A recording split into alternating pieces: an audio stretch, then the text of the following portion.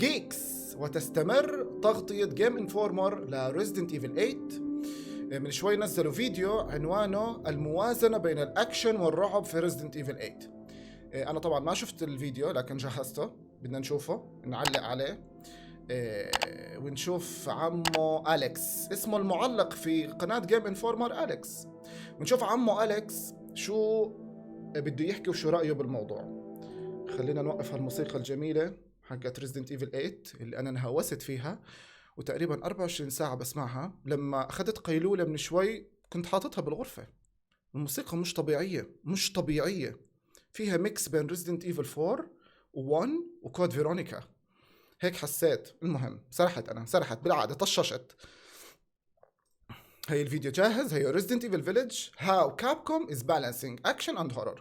كيف كابكوم عم بتوازن بين الأكشن والهورر. جاهزين نشوف؟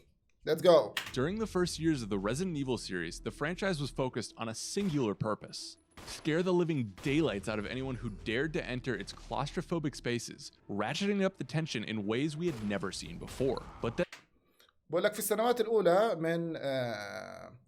من سلسلة ريزيدنت ايفل كان هم كابكوم الوحيد انه تصرع اللي بيلعبها، خاصة في الأماكن المغلقة والنضزات والخرعات والجمب سكيرز، وهمها أيضا تعمل تصاعد للستريس وللقلق.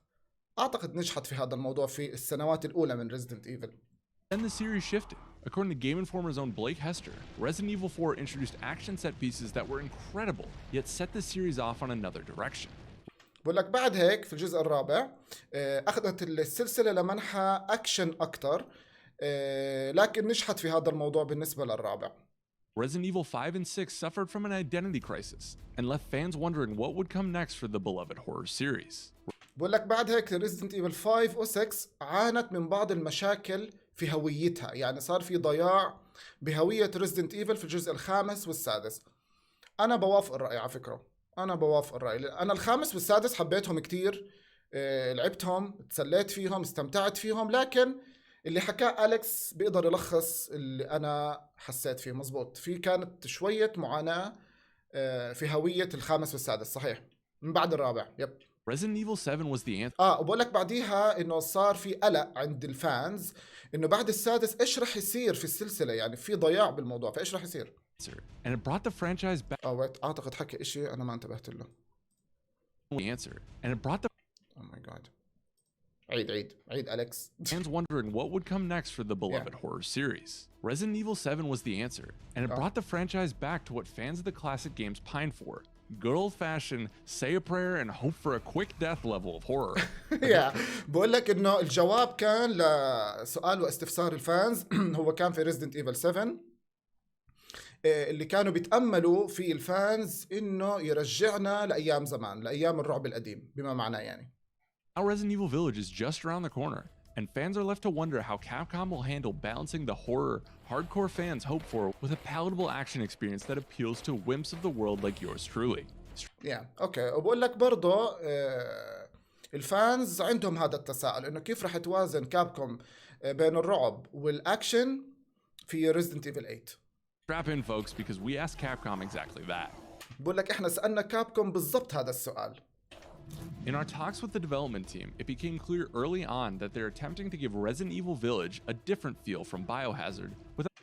بقول لك لما سألوهم هذا السؤال أول شيء جاوبوهم إنه في Resident Evil 8 حابين يعطوا شعور مختلف عن Biohazard اللي هو 7 يعني. Without completely abandoning what people loved about their introduction to Ethan Winters. بس بدون ما يتركوا العناصر اللي حببت الفانز بإيثن في Resident Evil 7.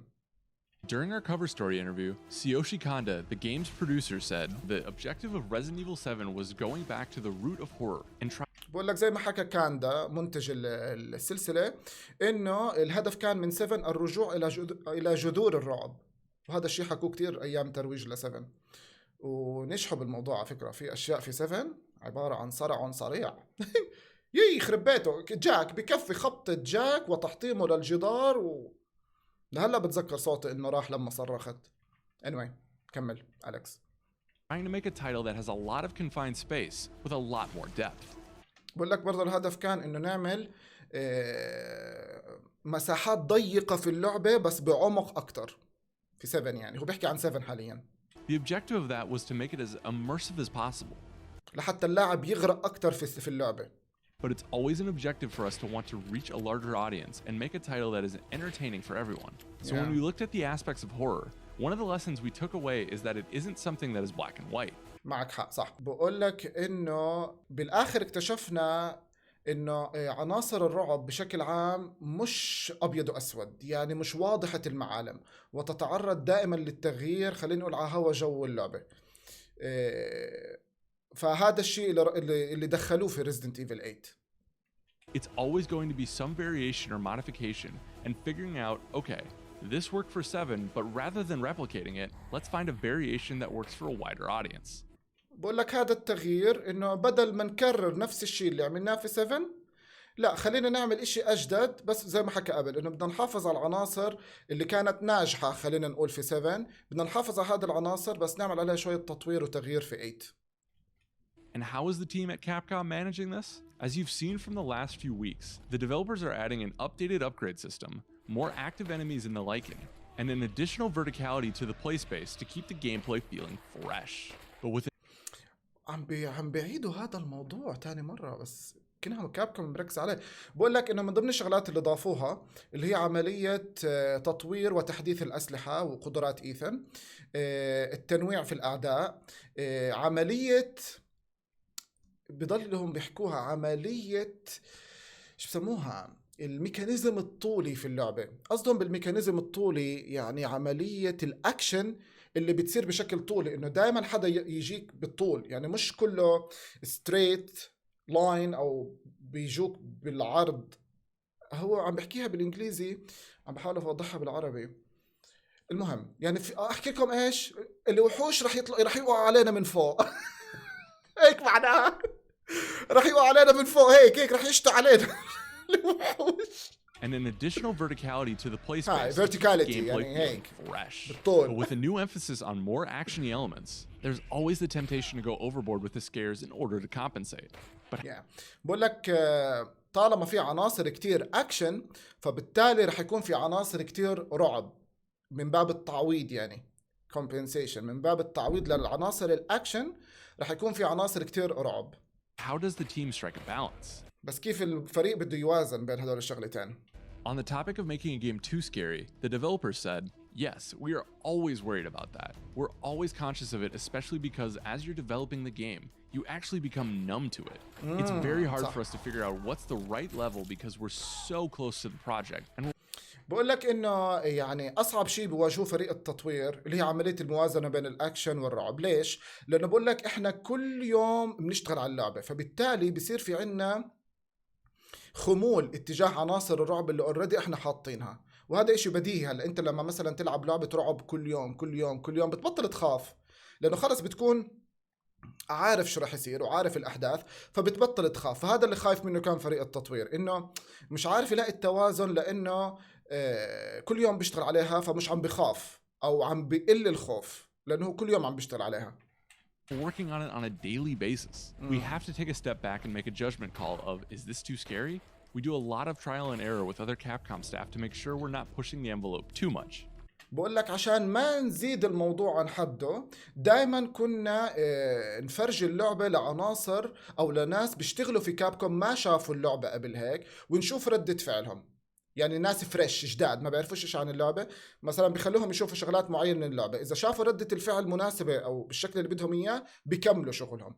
يعني كان نقطة الارتكاز عندهم في عملية التوازن هم الناس اللي حواليهم وبيشتغلوا في الشركة، يعني بس ما بيشتغلوا على البروجكت، وإنما بيشتغلوا على شغلات تانية بس بيشوفوا ردة فعلهم فريش. It's always trying to figure out the balance of how much horror is the right amount. Now, I know what some of you may be thinking. They're taking the scary out of Resident Evil Village. But fear not, true believers. Mori Masasato and his team have you covered. What you saw in 7 with its peaks and valleys is what you can expect to find in Resident Evil Village as well. Those kind of shocking moments that really define the game, those are definitely still there, which is why we think that people who play Resident Evil Village will definitely be satisfied. Hey, بقول لك اذا في جزء منكم خايف من انه اللعبه ما يكون فيها رعب كتير، بقول لكم لا تخافوا. المخرج وفريقه محضر لكم مفاجآت وصرعات لا تقل أهمية عن اللي شفناها ب7. بقول لك حتى يمكن هون أكتر حسب ما فهمت من كلامه، يمكن في 8 أكتر. خلينا نقول اللحظات المتصاعدة كتير في 7 بالإضافة للحظات الهادية اللي فيها رح تكون موجودة كأنه بشكل لسه مكثف في 8. فلا تقلقوا من هذه الزاوية، كله موجود. بقول لك المخرج وفريقه دايرين بالهم علينا. Friends, Alex Stadnik from Game Informer here. We hope you enjoyed this dive into Resident Evil Village. We enjoyed the but the video, fun doesn't Alex. stop here. Thank Be you sure so to much subscribe for to our the YouTube page, coverage. as we're going to be rolling out more great exclusive looks at Capcom's new horror game as the month goes on. ونحن ننتظر يا جيم انفورمر. شكرا شكرا شكرا. للأمانة تعرفوا ايش؟ اوه ماي جاد. يعني بالمختصر اللي ساعدوهم في عملية التوازن بين الأكشن والرعب هم الناس الفريش الجداد، يعني زي مثلا السفراء الامباسادورز، زي الناس اللي بيشتغلوا معهم في الشركة بس ما بيشتغلوا على مشروع رزدنت ايفل. يعني كانوا يعتمدوا على النظرات أو على ردات الفعل الفريش. very nice very nice. ملاحظة بالنسبة للديمو Resident Evil 8 اللي راح ينزل في 1/5 على كل المنصات، بدل ما يكون فعال لمدة 24 ساعة، طبعا هذا الديمو مدته ساعة، انت بتختار تقضي الساعة هاي في القرية او في القلعة او نص ساعة هون نص ساعة هون زي ما بدك، لكن الديمو بدل ما يكون فعال لمدة 24 ساعة راح يكون فعال لمدة اسبوع. انا نزلتها تويتة على تويتر بس قلت احكي لكم اياها بالفيديو عشان تكونوا عارفين. يعني عندكم اسبوع تلعبوا ساعة. يا فيري نايس. هذا الشيء حمسني على الاخر. شو رايكم جيكس؟ شو رايكم باللي بيحكيه أليكس وجيم انفورمر والاشياء هاي؟ ها؟ what do you think؟